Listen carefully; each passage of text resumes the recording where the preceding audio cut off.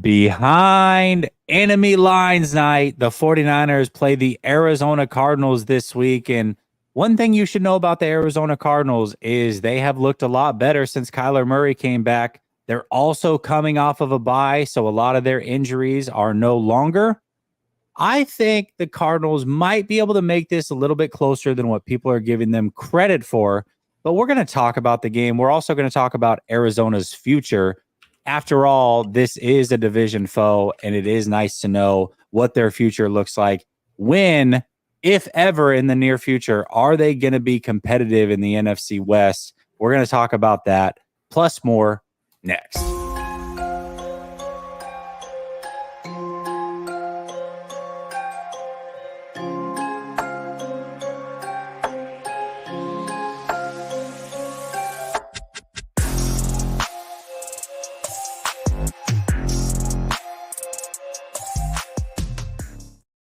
All right. Welcome back to Last Second Sports, where we are giving you our take down to the last second.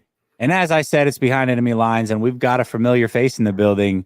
That's right, Mr. Mythic AZ. How you doing tonight, my man? I'm doing well, man. I'm very excited to tap into this, man. This is going to be a very fun matchup, and this is going to be a fun discussion that we got going on, man. How are you doing? I'm doing fantastic. A lot's changed since the last time we talked. It's with the Arizona Cardinals, especially. I think, interestingly enough, the way the 49ers season has gone, going into that Cardinals game and coming out of it, the 49ers were hot. Now, they did have that 3-game skid, but they're right back to where they were the last time we talked. I can't say the same about the Arizona Cardinals. The Arizona Cardinals had Dobbs starting at quarterback. They had a ton of injuries going into that game. And here they are starting to show that, hey, they can be competitive with some of these good teams in the NFL with Kyler Murray. And that maybe they're a little bit more talented than what people remember. So I think a lot's changed this time around. What do you think? Yeah, man. We finally got our franchise quarterback back. A lot of people have been writing off Kyler for the entire season, right? Coming off an ACL tear, doesn't know the direction of this team. The Cardinals don't have a lot of talent. Like, genuinely, this team's not like insanely talented. You look at the roster, you get it out, and it's like, I don't even know half these people. Like, a lot of people don't even know who we got on our team, right? Like, you got the big names, Buda Baker, Jalen Thompson, familiar faces on defense. Outside of that, we don't got much. Kaiser White's out for the season. We don't got much. And then on offense, is Kaiser White out? I didn't realize that. Yeah. Okay, that's a big loss. I believe he tore his bicep, and then he played the rest of the game. Psycho, man. Psycho. Love Kaiser White. Love him. But like Kyler Murray and James Conner, it's about it. Like that's all we got. So we finally got our franchise quarterback back. A lot has changed. Kyler Murray, in my opinion at least, Cardinals fans are pretty divided too. I don't know how it stands like throughout the entire NFL or 49ers fans, how you guys feel about him. But man, I'm pumped to have him back. It just brings such a dynamic to this team. Like it just seemed like a shift as soon as he came back in a bad season already. So I love what Kyler's bringing. I'll say this about Kyler. Nick Bosa talked today, and they asked him about Kyler Murray. And Nick Bosa, as you know, famously told the front office of the Cardinals, "You're making a mistake if you take the quarterback. You should take me." But he really respects Kyler Murray. When he talked about Jalen Hurts a couple weeks ago, he said the trick to beating Jalen Hurts is to keep him in the pocket and make him play quarterback. That doesn't sound like a guy who has a lot of respect for Jalen Hurts. And then they went out and did exactly that, and it didn't go well for Jalen Hurts. However, he was asked a similar question about Kyler Murray today. And they said, hey, is the game plan the same that you deployed against Hurts as far as keeping Kyler in the pocket? And he's like, yeah, I think as far as containing him, sure. But he can play quarterback at a high level. He's a little bit smaller, and so sometimes the line can get in front of him. But if you're just asking him to play the quarterback position, he can do that. And he reiterated it multiple times throughout this interview. So I think, believe it or not, Nick Bosa has more respect for Kyler Murray than he does for Jalen Hurts. And Jalen Hurts, now it's easy to pile on Jalen, but we're just 2 weeks away from Jalen Hurts being in the MVP conversation. And last year he was in the MVP conversation. So I think when Nick Bosa praising Kyler Murray the way he did, I think that goes a long way. It says a lot about Kyler Murray. Yeah. And I mean, he's not wrong. Jalen Hurts has not been a fantastic passer this season. I believe he has 10 interceptions on the season, like 19 touchdowns. Like, you keep him in the pocket and things are looking kind of ugly for him. Like, obviously, if Jalen Hurts can get on the ground and obviously big body, they want to be fourth and short, third and short. They want to be in short down situations all the time with Jalen Hurts. So if they're in those short down situations, Jalen Hurts will kill you. But you make him a passer and you get him at a deficit like San Fran had him. Ooh, there's not much for him. There's not much for him. Like, Jalen Hurts can pass the ball. I'm not going to sit here and just discredit him, but like, you would much prefer Jalen Hurts staying in the pocket. Kyler Murray's not like that. Like, Kyler Murray can do both. His deep ball, 2 years ago, was one of the best in the entire NFL. Last year, it took a massive decline. I won't sit here and act like that didn't happen, but I mean, Kyler Murray's that guy. Like, even dating back to Oklahoma, Kyler Murray can kill in the pass game, and then the run game just makes it so much sweeter because he's out here running like a 4.3 something at 40, just blazing people, just making people look silly in open field. So it's tough, man. Like, if Kyler Murray can get back to that, things are scary. And you don't want Kyler Murray in either situation. And I didn't even know Nick Bosa praised him like that. And obviously there's that 1-2 pick rivalry that they got going on, telling Steve Keim he's going to regret it, like you said earlier. I mean, that's always there too. So the fact he respects him, and obviously that's clear respect because he was not shied at all when it came to Jalen Hurts. Yeah. I was like, damn. Like, it's like that. So, I mean, that's dope to hear. So, I mean, he's not going to come out here. And if Kyler Murray is horrible, he's not going to come here and say things like that. So, I mean, it just speaks in my eyes. No, definitely. You can tell when it's like kind of player talk or coach talk. That's what I like about Nick is he's very sincere. He's very honest. I don't think he knows anything but to be that. So you're going to know exactly where he stands. But let's talk about Kyler Murray for a minute. Since he's been back, the Cardinals are 2-2. They've been pretty much in all of those games for a big chunk of them. And Kyler Murray is leading the league since he's come back in turnover-worthy play percentage in a good way, meaning he is putting the ball in harm's way the least amount of any quarterback in the NFL since he's returned. I think that's a new addition. He's taken to the West Coast offense pretty damn well. He's playing within that scheme and within that system, and you're starting to see the fruits of that. I know that you said that the fan base is split. You seem to be on the Kyler is our franchise quarterback. If you had to guess, what percentage of the fan base says, hey, we should keep Kyler? And what percent is like, hey, we should do everything we can to get to that number one pick and get our true franchise quarterback? What are your thoughts there? This season has been crazy. Like, I've been through the highs and lows, man. I said I wanted Josh Dobbs benched at one point, and people are like, "You're crazy," because like I'm known as like a Kyler guy in other aspects. Like, I'm not going to shy away from that, right? Like, I feel like Kyler's the guy. I'm going to stand on that. Yeah. People were telling me that Josh Dobbs was better than Kyler Murray and that we should ship Kyler out. Like, after that little 4-game stretch, I was like, bro, I promise you, like, Josh Dobbs' ceiling was just backup quarterback. And we're kind of seeing that in Minnesota too. Like, he has that Linsanity run and then he plateaus out. Like, I hate the word game manager, but like, he'll put you in positions to win games. He's not going to put you over the hump. So if it's a close game, you don't want Josh Dobbs coming down in the fourth quarter trying to lead a game-winning drive. You want Josh Dobbs to be behind a defense who's going to carry, and then you might have a chance. Kyler Murray can elevate you. So people got to realize that. And then, like, I want to Clayton Tune, our backup, just to see what he has, right? You have a rookie quarterback on a rookie deal. You want him to play. Just see what you have. See if you have a competent backup long-term because he's on that rookie deal. And people were telling me Josh Dobbs is him. And I was like, no. And they're like, yeah, I want Caleb Williams too. Personally, I'm not sold on Caleb Williams like that. And I honestly don't know where he's going to land. I don't think it's going to be Chicago. So, and the New England, I can't see it. I can't see Caleb Williams with the ego he has and like the persona, just like the aura around Caleb Williams as a person buying into Patriot culture like that. I'm not sure Bill Belichick's going to be there next year, but it's hard. It's hard to imagine Bill Belichick working with Caleb Williams.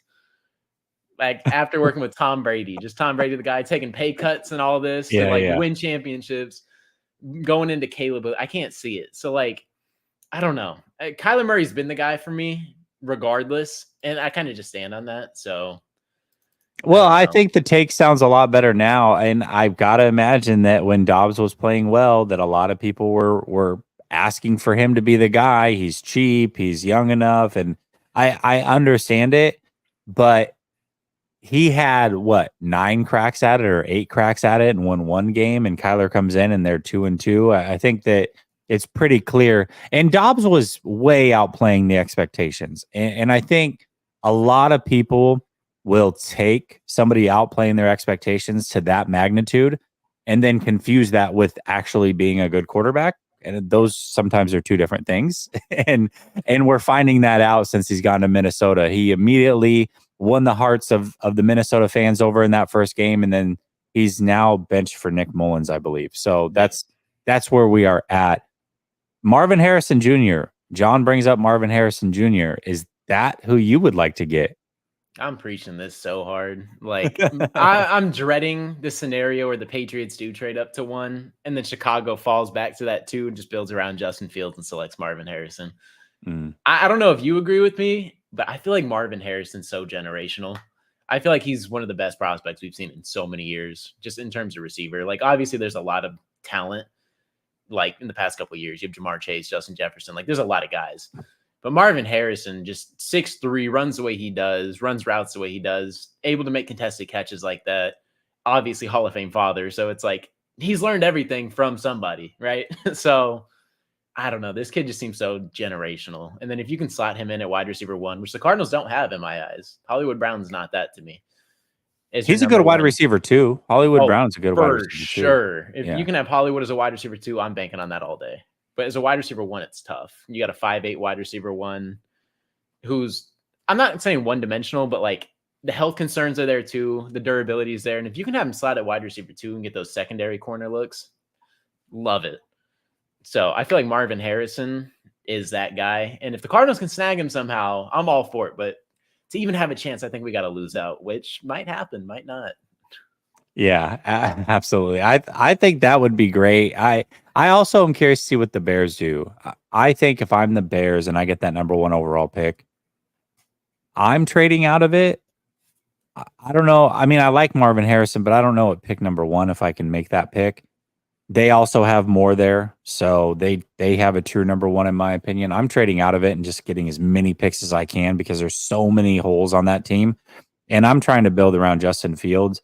I think Arizona certainly should keep Kyler Murray, build around him, and if they can get Marvin Harrison, I think staying in that 3 spot, assuming that's where they stay, I think that he'll fall to them. So yeah, that's the route I would go for sure. Yeah, because Chicago could trade out of that too, because there's quarterback needing teams like the Raiders, the Commanders possibly. I don't know if they're sold on Sam Howell. Like there's teams out there that can definitely trade up that are just like sleeper teams. If the Patriots stay at 2 and let's just say like take a Drake May, the Cardinals don't have to move off of anything if they stay in that 3 spot, which is very possible. Yeah, absolutely. And then that's what I think is probably going to happen. You're going to see, regardless of who's there, you're going to see quarterback, and then Marvin Harrison. So we'll see if the Cardinals get that lucky number 3 pick where they're sitting right now. But that would be a hell of a dynamic duo if he's as good as what a lot of people think that he is. Matt says, my therapy session, let's go. Kevin, member for 6 months. Appreciate you, Kevin. He says, go 49ers. Brother Bob, our resident troll, he's going to come at you all night, I'm sure.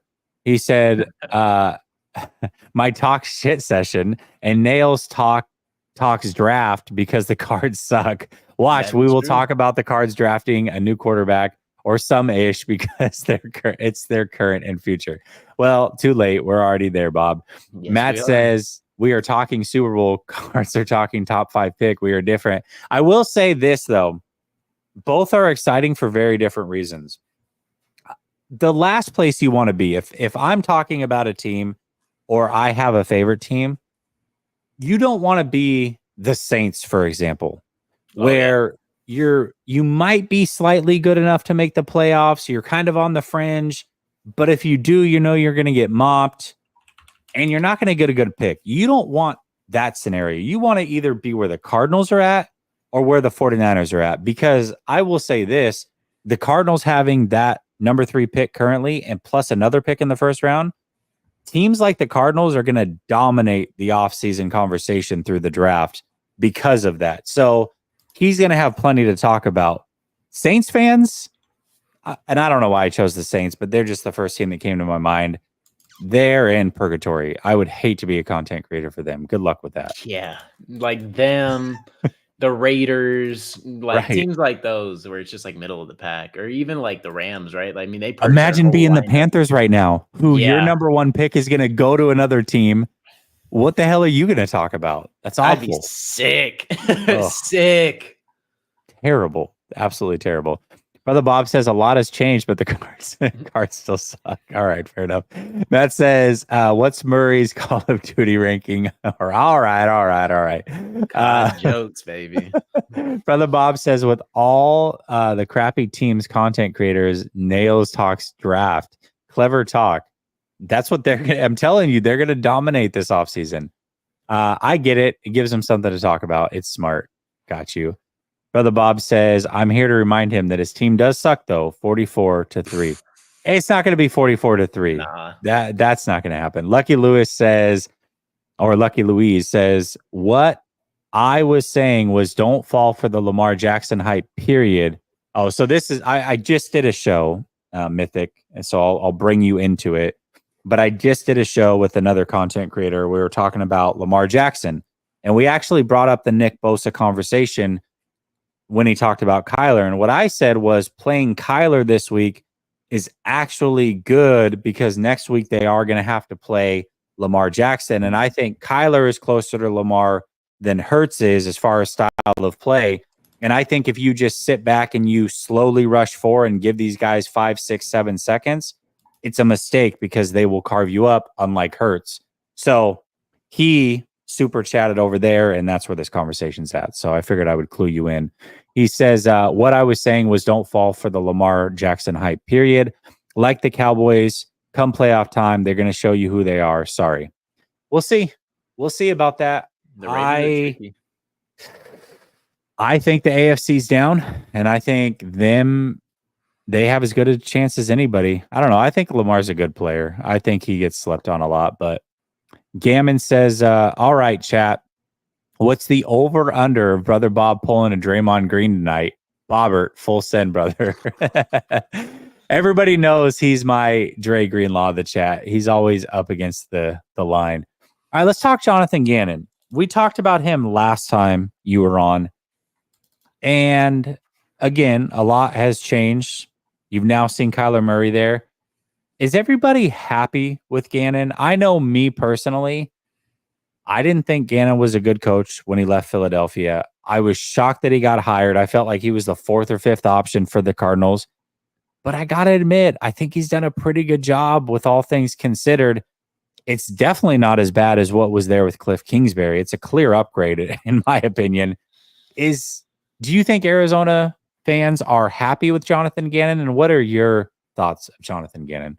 I feel like a lot of people look at the record and kind of just assume that he's not a good head coach. But going from Cliff to Jonathan Gannon, you can tell there's a clear culture shift because people are a lot more bought in, even if we're bad. Like James Conner came out and said it a couple of weeks ago. He's like, this team shows fight every single week, and we're not coming in here just laying down for people. Like we're actually like locked in, bought in. We're going to try to win football games. Like regardless, we're going to be competitive. We're better than people expect. And I feel like Jonathan Gannon, just like the new regime in general, just has a lot to do with it. I feel like Monty Austinfort, who's a new GM for the Cardinals, came in here and gutted this team completely into the way he wanted it to be. This Cardinals team is a lot more physical, a lot more tough. And they really are going out and just competing every single night, regardless of talent. So I feel like Monty Austinfort and Jonathan Gannon in year one have built something crazy. Like we traded Isaiah Simmons for a 7th. People looked at us like we were insane. Isaiah Simmons has done nothing in New York, nothing. DeAndre Hopkins cut. He just didn't want to be here. You know, that's a move you just have to make. Like if no one's going to trade for him, you just have to go out there and just make the best move possible. He doesn't want to be here. You're like, okay, cool. We'll go forward with people who want to be here. And Jonathan Gannon, I got to give him a lot of props, right? Because we've been in a lot of games this season. Could have a lot more wins. Like the Washington game in week 1, we lost 15-9, and Josh Dobbs fumbled the ball 3 times. I believe they either recovered 2 or all of them. So that's tough to win a football game like that. And then the Giants, I don't even want to talk about that. That was a historic loss for us. The Giants came back, I believe, 24 points. Mm-hmm. And then next week we go out and beat Dallas. So it's like a lot of games that we dropped this season that are tough. And with the NFC shaping up the way it is, like, let's just say the Cardinals have 5 or 6 wins, we'd be in the hunt right now. The Seahawks 6-7, Rams 6-7. If the Cardinals could have had 5 or 6 wins, this would have been a tough stretch because we have Chicago, San Fran, Philly, Seattle on the back end of this. That's a tough schedule, but I'd rather be in a position, right, like to fight, but it's fine. I'm fine with sitting at the number 3 pick because, like you said, you want the best pick possible. You don't want to be one of those middle of the pack teams that really just have no direction.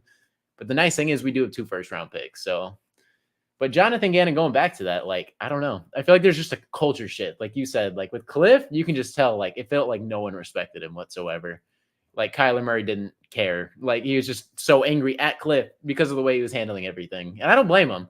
I couldn't stand Cliff personally at all. Could not stand the guy for multiple reasons. It was like the same interview after interview every single time, like trying to keep things low key with the injury. Like, yeah, we're just not going to talk about that right now. And then you get blown out. It's like, we just got to give him credit. Like, they came out here, like, bro, say something. He never took accountability. He never seemed to take accountability for those losses. And it was like the same script every loss. And it was like, bro, you got to say something else. Like, like we are losing it over here. You got to say something.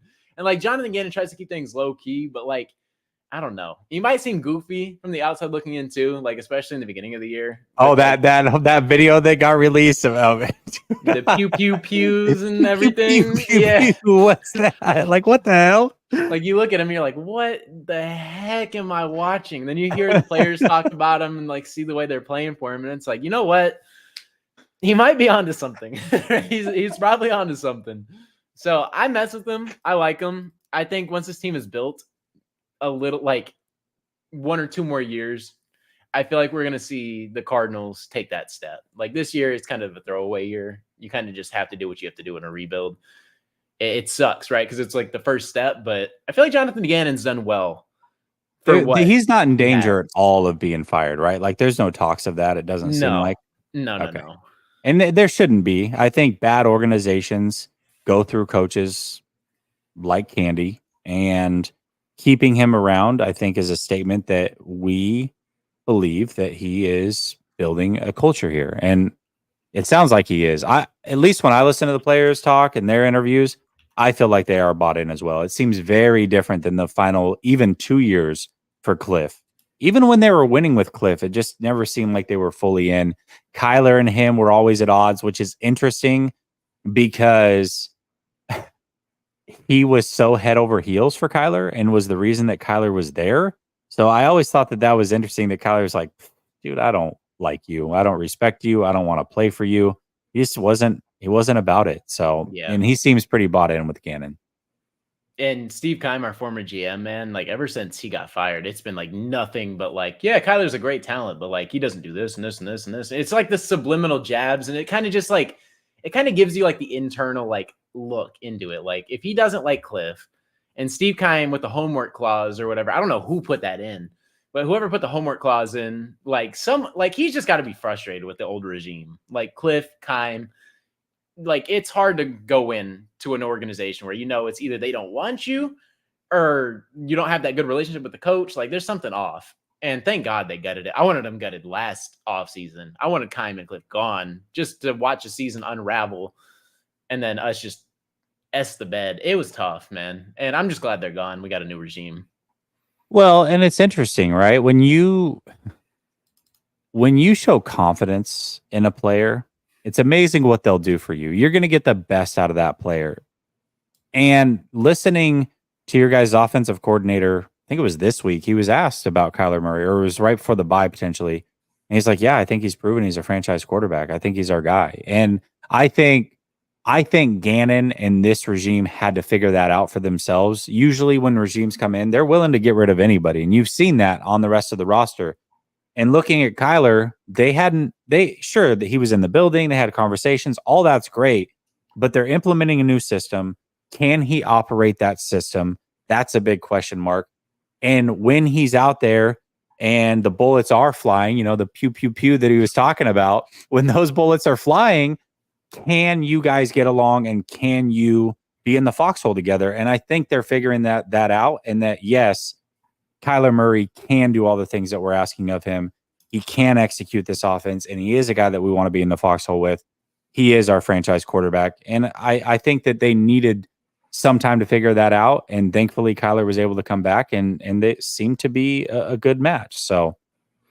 Yeah, and then a lot of people don't necessarily like tap into this with Kyler, and I guess I kind of discredited too because like I knew him playing under center. This is the first time he's done it in his career. Mm-hmm.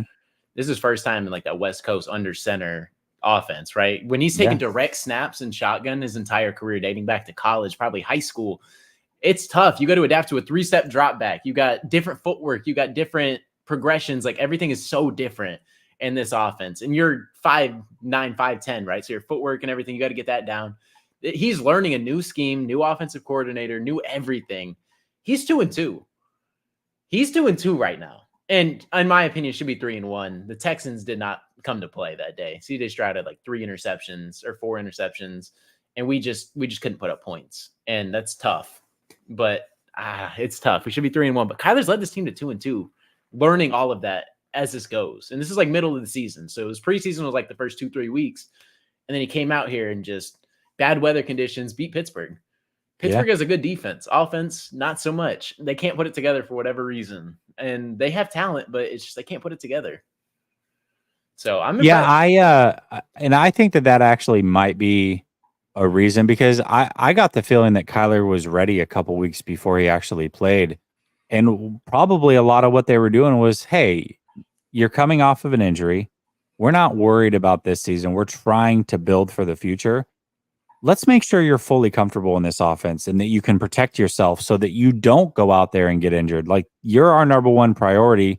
And I think doing things like that goes a long way for Kyler as well. It's not, they could have easily been like, listen, you're making this amount of money. If you're healthy, you need to play. They didn't take that approach. And I really do think that he was practicing with the number one team like 3 or 4 weeks prior to him actually playing. I think he was ready to go, but it was more about, hey, let's just play under center. Let's learn this offense. Let's slow play this and then get you out there at your best. And I think it was a smart play. I agree. You just got to let him come into this. Coming off a major injury, you don't want to rush anybody. And then we played the Cleveland Browns. Like, that's a tough game to come back against. You don't want to put him in a game where your offensive line is not phenomenal and just heavy duress all game. That not only can be a confidence killer, but you're putting him at risk for a lot, right? Just come back and just kill Atlanta. Atlanta's not one of the best teams in the league. Like, obviously, they're not the Cleveland Browns in terms of defense, but, you know. I don't know how this happened in the chat, but we're getting Backstreet Boy lyrics. It's actually very impressive and concerning a little bit. Gammon says, Brother Bob is sober. Chat ain't the same. And Brother Bob says, Gammon, so you're saying I should tap this tequila? God, here we go. A couple tequila shots. Go. Matt says 31-10 Niners, and Brother Bob says Mythic. What's your worst matchup this Sunday? Oh, this is a good question. Yeah, what do you think the worst matchup is for Arizona? Like, in terms of who we have to cover?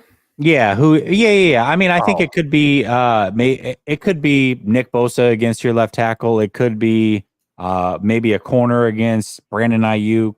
Anything, yeah.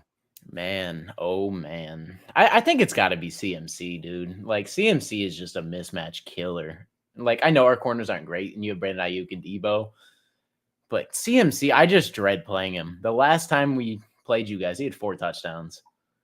4 freaking touchdowns, dude. And I came into this like, I don't know how you can contain McCaffrey, right? You got this guy coming out of the backfield who can literally run routes like a receiver coming out of the backfield. And he's going up against linebackers. It's not even corners. So he makes him look so stupid and just lost out there. And then on top of that, he could do things like bust 70-something yard runs like he did last week on the first play of the game. So it's like, it's a tough matchup running behind the 49ers offensive line too, which has one of the best left tackles of all time in Trent Williams, and obviously a lot of other players. And then you got George Kittle too. Like, George Kittle, one of the best blocking tight ends in the league right now. George Kittle will literally have like 1 or 2 targets a game and be fine with it. He'll put you on your butt, laugh about it, win like 31-17. 1 target all game, doesn't matter. So I don't know. It's got to be CMC. Yeah, in that's my fair. eyes. 4 touchdowns last game. It's hard to discredit that. The most fun matchup, though, is always Budda Baker and George Kittle. Those guys, you can tell they genuinely love playing against each other. It's all in good fun. It's all in competitive nature. but they thoroughly enjoy matching up against each other. I love that matchup. I always look forward to it. Oh yeah. And last time we didn't get it. This time I think we're going to. Gammon says, Mythic, how tall are you? And for the love of Jesus, if you say 6'2", 95% of the people that cover the 49ers are 6'2" and have a beard. I'm 6'2" and have a beard. How tall are you? Are you 6'2"? That's crazy. I don't know how you predicted that. I'm like 6'2" and like 3/4, I believe. So, 6'3" with shoes on. That's insane. I just shaved too, so we got the baby face going on right now.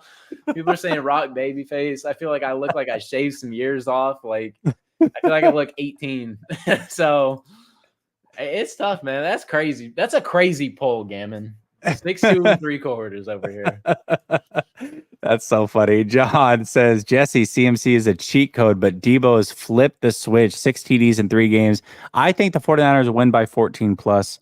Kyle is in his bag right now. Yeah, they definitely out talent for sure. One thing that I'm hesitant about when it comes to the prediction is the 49ers have a lot of injuries, a ton of injuries. And I'll talk about those for a second and then let you get into yours. But the 49ers might be without both their starting defensive tackles. Hargrave and Armstead both might miss this game. Number 1 corner, Travarius Ward, also might miss this game. Obviously, we know that Talanoa Hufanga is done for the year, although Jair Brown has filled in more than admirably. So there are some injuries the 49ers are dealing with going into this game on the defensive side of the ball, which makes things harder when it comes to containing Murray and stopping this offense. So those are some of the concerns I have. We'll see who plays, who doesn't. What are the injuries on the Arizona side of things? I know that you said that Kazir White's done for the year. Are we going to see, and I don't think we've seen it yet, we haven't seen Wilson and Kyler play together yet, have we? We saw Michael Wilson and Kyler play against Atlanta, and that's it. He's been out for the last 3 in a row. Okay. Do you think he plays this week? I think so. I think things are trending up for him. I know Kyler's he was on the injury report really earlier. I believe it was like Monday with a thumb injury. Yeah. But he was a full participant today, so I'm not worried about Kyler. Jalen Thompson was limited today with a toe injury. I think he'll be good to go personally. And then Hollywood Brown was a DNP. Oh. So it's like we get a receiver back, potentially we lose a receiver. It's like I want both of them on the field together because we just have a bunch of 5'8", 5'9" receivers. Like Greg Dortch is like 5'8", Rondé Moore's 5'9", and then Hollywood Brown's 5'8". Like you got to get some big body receivers somewhere. You can't win a game against the 49ers who play insanely physical with a bunch of 5'8" receivers. They're going to win that matchup 90% of the time. So I'm praying Hollywood is good to go because it seems like Michael Wilson's going to be here. And obviously you got Trey McBride too. So you got 2 big body targets, but you want Hollywood a full go. But it appears how has Rondell Moore played this year? Is he because he was supposed to be the big gadget weapon, and it doesn't seem like it's panned out. I remember one of his first games was against the 49ers, and the way they used him and the speed he had was like mind-blowing. Thinking to yourself, man, the 49ers are going to have to deal with Kyler Murray and Rondell Moore for however many years. But it just seems like it really hasn't come to fruition there. Is that still seem to be the case, or what's happened with him? No, that's the case still. He has 1 touchdown all season long, 260 yards and 29 receptions. And his 1 touchdown was the game against the Texans where he burned the defense. It was the first drive of the game. Kyler Murray bombed it. And then that was his only catch of the entire game. It was a 40-yard touchdown catch, and that was it. He just disappeared. I don't know what it is, but Rondell Moore just can't get things going. And coming out of college, I was really hyped about the pick, right? You got this guy just super – I don't even know. He's just a dog, right? Like he just plays hard, plays through tackles, super physical guy at 5'8", 5'9", and he's fast. Like he has all the gadgets to be good. And I'm like, I'm not comparing these two because they're not the same at all. Debo Samuel is a freak of nature. But like you wanted him to come in here and be like that Debo Samuel where he can come in here and go out of the backfield, jet sweep, make plays as a receiver, like just same kind of like play style, but like he's not the same player, obviously. Well, let's not get it twisted. I'm not comparing. Debo Samuel's a freak, dude. But I don't know. Rondell Moore just can't get it going. I don't know what it is. Like Greg Dortch has outshined him in moments. And that's not what you want. Greg Dortch is a wide receiver 4. You can't have Greg Dortch come in here and outperform you as a second round pick. You can't have that. That's just unacceptable. I don't know what it is. He just hasn't got it going. He's had plenty of opportunities too. So I don't know. Rondale Moore is like one of those guys that he's going to not make a second contract and somehow Kyle Shanahan's going to get his hands on him and make it work. Exactly. Just the offensive mastermind gets him, and it's 2 Debo Samuels on the field. And it's like, bro, what the heck did we do wrong? But it's like that for us in general. Like Hassan Reddick went to Carolina, and he balled out for us in his last year because he finally moved to outside linebacker. Right. Exactly. Went to Carolina, balled out again, got a contract with Philly, and he's just tearing it up. Obviously not good when it comes to run defense, but as a pass rusher, Hassan Reddick kills. And it sucks, dude. Just watching people walk out of the building, like Calais Campbell too. Literally walked out of our door. What did he do in Jacksonville? First year was a first team All Pro with 10+ sacks, and I was like, I was sick to my stomach because I knew Calais Campbell still had it in him, and we didn't have the money at the time. But cap space in the NFL is such a myth. You can backload contracts, you can fluctuate whatever you want. If you want the player there, you'll find a way. And we just let him walk out, and I was sick because that Jacksonville defense was phenomenal. And who were the leaders? Jalen Ramsey, Calais Campbell, Miles Jack. And I was sick to my stomach watching him walk out. I feel like Calais Campbell's been too old for like the last 7 seasons. Right. That's what I'm saying. It feels like Calais is like 47, pushing 50 right now. And he's still balling out, dude. Like Atlanta, he's just still making plays. Like he just won't go away. I want him back. I don't care if he's 57. Campbell. Bring him back. Let's talk MVP. I want to get an outsider's perspective. Somebody that doesn't have any reason to say a 49ers should win MVP. And the 49ers arguably have 2 guys that you could go with. I think if you're going with non-quarterback, CMC, Tyreek Hill are the 2 guys that you've got to talk about. Easily. And if you're going with quarterback, Brock Purdy has elevated himself. Dak Prescott's in the conversation, maybe a couple other guys. Right now, and I know that a lot can change over the final 4 weeks, so I'm not going to lock you into it. But right now, if you were picking a league MVP, who would you go with? This is tough because like it's just such a quarterback dominated like award that even if you want to go someone like Tyreek Hill, who's killing it, he's the reason that offense is flowing like that. Tyreek Hill is just phenomenal. I think we saw that this Sunday, right? When he had missed some time or Monday or whatever. Yeah. Tyreek Hill, that offense goes as Tyreek Hill goes. And if there's an award that's just not quarterback dominated, like unfortunately that's what it is. Like the last person who won MVP, who was it? Was it AP? AP, I think, yeah. AP. It's tough, man. Like I feel like it's Tyreek or CMC. It's just the 49ers are so talented that it's like people like to discredit you guys. I'm not one of those people. Like if you can get talent, you can't just discredit them just because they have a bunch of players on that offense that make it go. Like Brock Purdy, like I get it. Jimmy Garoppolo operated at a high level too. But what I see from Brock Purdy is very impressive. Like footwork, progressions, just everything I see from him, it's impressive. He's sharp. He's sharp. In his 2 games that he had that were bad, he came off a concussion. And they kind of just like threw him back in there. And like was just good to go the next week after like a 4 or 5 day stretch. Yeah. He was just good. And I'm like, okay. And then he plays bad. And then people just crap on him. And then he plays bad again. It's like, oh, this is the Brock Purdy. This is who he is. And then he comes back and balls out for like 5 games straight. Silence, crickets. No one wants to talk about it. So Cam Newton wants to talk about it. Apparently, Cam Newton's talking. Cam Newton, game managers, right? Game managers. Like I get it. Like he's an MVP. You can have your opinion. Like I can have my opinion. You can have your opinion. You're a former MVP. You can have it. I don't agree with it personally, but you can have it. You're just to having that. But man, like CMC and Brock Purdy, I feel like the 4 people are Dak, Brock, CMC, Tyreek Hill. And these last couple games are going to determine that because Dak Prescott is notoriously known for falling off a cliff, especially come playoff time.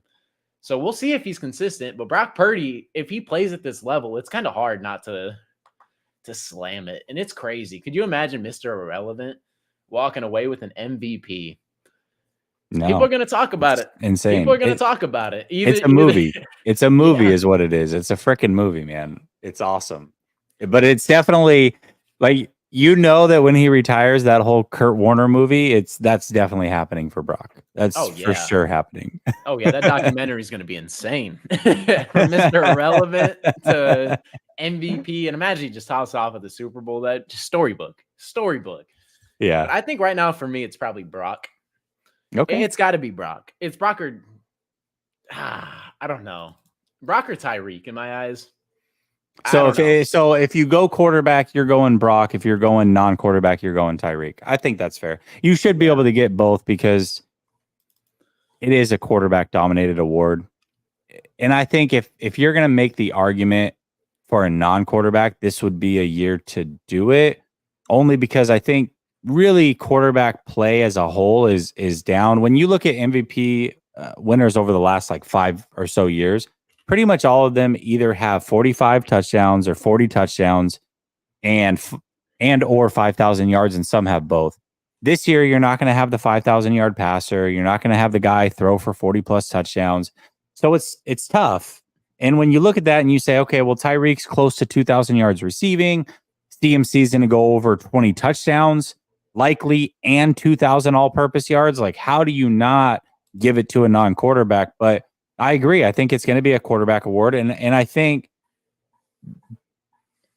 the route you take is Dak Prescott is a Dallas Cowboy. So you got that story. And Brock Purdy's Mr. Irrelevant. So you got that story. And so that's their path to give it to a quarterback. And if you're going to give it to a quarterback, I think Dak falters down the stretch, kind of to your point. I don't think Brock Purdy does. And so I think Brock Purdy ultimately will win it. But I kind of tend to agree with you, CMC or Tyreek Hill. For me, I would probably go that route. Yeah, it just makes so much sense. But I feel like Dak will fall off. Like these last 3-4 games have been really impressive from him ever since the Thanksgiving game. He's looked really good, but it's Dak Prescott. I'm not fully bought in on Dak. And if he proves me wrong, I want to see what he does in Buffalo in the cold weather this week. I'll be a lot more sold on Dak if he can go in the elements. And it may not snow or anything, but it should be cold. He's out of the dome. They've been performing very well at home. I want to see him away from the friendly confines in a tough environment and see him play well there. Then I'll be sold on Dak as a possible MVP. But I got to see it this week. I'm absolutely with you.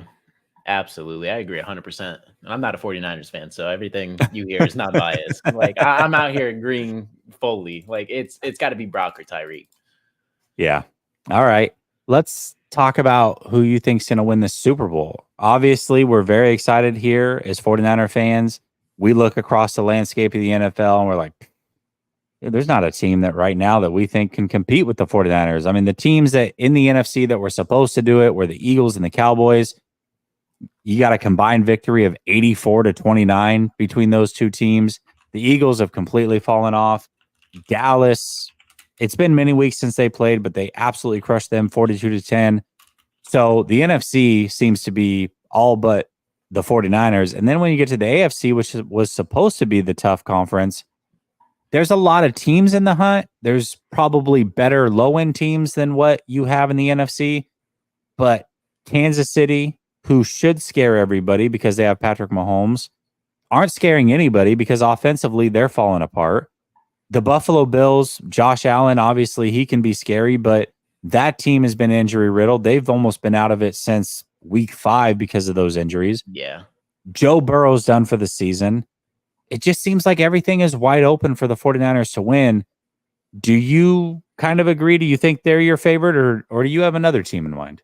The 49ers have been my favorite all year. And it just comes down to injuries. It really does. Mm-hmm. You guys stay healthy. I don't see a way you guys lose this. Like, I really don't. Like, Dallas is scary if they're playing at the capacity they are. San Fran really hasn't fallen off. Like, you guys had that one game where you lost by, I believe, a game-winning field goal.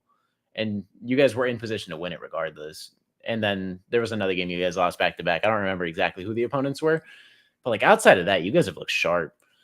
So it just comes down to injuries. Like, it really does. Like, if I had money right now, if I had $10,000, I'm slamming it down on 49ers. So, like, the Ravens I want to see Ravens 49ers matchup. Yeah. Again. I really do. We saw the Super Bowl and the Ravens came out on top last time. I don't think it'd be the same result. I really don't. Like, the Baltimore defense is great, But the 49ers lost Mark Andrews. Huge loss for the season. Huge loss for the season. That's Lamar's number one. Mm-hmm. So now you got Odell, Rashad Bateman, and Zay Flowers. Like, not confident in that at all. I'm not sold. And then I just like it's either Chiefs or Ravens coming out of the AFC in my eyes. Because the Chiefs are still the Chiefs. They can still win games. I'm just not as concerned. They've never really had that receiver besides Tyreek Hill. Like ever since Tyreek Hill, they really haven't found a replacement. They had Juju, and now they have Kadarius Toney, who's selling them out of games left and right. they'll bat for their guy, but Kadarius Toney is hurting them so bad. So I don't know. I think it's Ravens, Chiefs out of the AFC, and then it's going to be 49ers out of the NFC with the 49ers coming out on top. And as a Cardinals fan, that hurts because I want to be in that position. But, Yeah, most certainly. I think right now the Ravens would have to be the favorite, as Ellis points out, you pointed out, in the AFC. Losing Mark Andrews is a big deal. Now, there is some talk that he might be able to be back if they make it to an AFC championship, which would be huge. And the 49ers match up with the Ravens on Christmas night. I think the 49ers are going to get that one, although Lamar Jackson is 19-1 against the NFC. There's a reason for that. He's almost impossible to prepare for. I do think the advantage goes to the 49ers because they get to see Kyler Murray this week, just 1 week before you play Lamar Jackson. I think that's a great kind of precursor or test to get ready for Lamar. So I think that they're going to figure out a way to win. And the only reason it would change in the Super Bowl is if Mark Andrews is back and healthy. That could change the outcome of that game because he is that big of a difference maker for them. We'll see if he's actually able to come back. But yeah, right now I think the Ravens have to be the favorites. Although you can't count out Patrick Mahomes. It's like if any team's going to figure it out somehow, some way, it's going to be them. It's the first year that it's not going to go through Arrowhead, and yet they're going to figure out a way to get it done. So I'm not going to fully count them out yet, but to me, the 49ers should be the clear favorite. They should be. I don't think. And the Dolphins are hot garbage. They haven't beaten anybody. I don't believe in them. Like people are like, oh, the Dolphins are different this year. They're not the same Dolphins. But like, it's just as Tyreek goes. Like, am I trusting Tua to go win me playoff games? No, I'm not. Like, I'm genuinely not sold on Tua like that. Like, he turns the ball over when Tyreek Hill's not an option. Like, genuinely. Like, that team doesn't concern me whatsoever. Obviously, they have A-Chain or whatever his name is. I don't know. I'm slipping a Mostert, super fast guys coming out of the backfield, but like it's just a speed team, right? It's like it's such a Madden team, and I'm not sold. Yeah, Dolphins are weak. That's the thing. Like they got a bunch of speedsters going around. Like it is a Madden team. They're the perfect Madden team. They are literally the perfect Madden team. The 49ers are just out here with two of the best 5 inside linebackers in the league. Like, it just reminds me of Patrick Willis, Navarro Bowman all over again. You have Fred Warner, who so talented. And then you have Dre Greenlaw, who's just as talented. People don't understand that. Like, Dre Greenlaw is not that far behind Fred Warner. And Fred Warner is the best in my eyes. So people disagree with me on that all the time. I'm like, bro, I'm telling you, Dre Greenlaw is right there. It's Levante David, Bobby Wagner, Roquan Smith, Fred Warner, Dre Greenlaw. Those are the top 5 in my eyes. Like, you got a bunch of dogs, and unfortunately, you guys have 2 of them, and we got to deal with that for a long time because they're not old. They're not old. And then you guys have Chase Young and Nick Bosa, too. So it's like you guys have the edge, you guys have the inside contain, and when you guys get your nose tackles back, because I believe they're banged up, right? You said they're banged up? Yeah, both defensive tackles might miss this game. Yeah, but when they're healthy, like, it's just, what do you do? It's a lot. It's tough. And then if you guys had Hufanga still, oh my gosh. Like, you guys have someone slotting in, but like he was playing at an all-pro level. He's a good player, man. He was an all-pro last year. One thing we have found out with Jair Brown, I said Jair Alexander on my mind, with Jair Brown is that he's more rangy than Hufanga, and at least Hufanga and Brown are going to be able to play together. So we got that young tandem that should be good going forward. There was a lot of questions of redundancy and could they play together. I think we've gotten our answer there, so that's awesome. I want to address this. John says, Jesse, Andrews fractured his fibula and has ligament damage in the ankle, had surgery 2 weeks ago. I understand that. I'm simply going off of what the Ravens have said. And the Ravens believe that if they make it to an AFC championship, there's a big chance that he's going to play. So I don't know what the details are of that injury. I think it does sound far-fetched, but we've seen crazy things Terrell happen. Owens in the Super Bowl. I mean, Terrell his Owens. leg, but he came Yeah. back in like what 6 weeks, 5 weeks, Yeah. and Yeah. I mean, Hyperbaric chambers, man. hyperbolic chambers, cortisone shots, painkillers at the NFL level. Like they'll drug them up to the point where they can't feel anything. Yeah. Like Yeah. they'll go out there and they're playing just unconscious, and then after the game they're like, "Wow, I can't feel my leg." like, like it's just what'll happen. So I don't know. It does seem super far fetched, but it's the NFL, man. I mean, who knows? Yeah, absolutely. Brother Bob says, so Mythic, worst matchup, Cards Niners. Got it. Okay. He says, Mythic, any matchups you think favor the Cards? I feel like Kyler Murray's a tough guard, but at the same time, you guys have the tools to stop us. And if I say that, I don't know, there's really no matchup that like favors us, but I feel like Kyler Murray just being on the field is just a huge mismatch just for any defense to have to cover under center. Kyler Murray's tough with what you can do with him. You got bootlegs. Like if you have Kyler Murray on a bootleg, no one's catching up to him. There's no defensive end in the league that's talking Kyler Murray down. Yeah. So you get Kyler Murray in open space going left or right, just in a bootleg. He can bomb the thing. Like Kyler Murray on the run is phenomenal. Some of his best plays of his career have come under duress in crazy situations. So I'd say Kyler Murray, but this is a good test for you guys, especially going long term, that you guys get to see Kyler Murray fully healthy, like adapted, because you guys do have quarterbacks that you're going to have to face like that, like Lamar Jackson. And I agree. I feel like Kyler Murray and Lamar Jackson are the closest thing. Jalen Hurts, like just the physicality that Jalen Hurts plays with is nothing like Lamar and Kyler's finesse. It's way different. Like they will make you miss an open field and they're burners. Jalen Hurts, super physical, doesn't want to pass the ball as much as those two. Lamar can kill you. People discredit Lamar's pass game. It wasn't great coming into the league, but the past 2 or 3 years, I mean, he's getting it together. In his early career, I'll give it to you. He was not a good passer at all. I will absolutely give it to you. But man, I watched Lamar. I've seen every play from Lamar. My son's a Ravens fan, so I end up watching every Ravens game and talking through it with him. And Lamar's a good passer, man. He can sling the rock. He definitely can. People that think this is Lamar from 2-3 years ago, this is not the same Lamar Jackson. He is a much better passer. Matt says, Brother Bob, the Cards win in a Call of Duty fight. Comment creators for the win. Nice. Brother Bob says, Nails talking ish. Take their plays and make me good. I don't know what you're saying. Brother Bob says, Matt is right. Cards may win in a Call of Duty because of the Smurf. Hey, he might be a really good Call of Duty player. You don't know. Blake says, Purdy gonna break 4,000 yards against your Cardinals.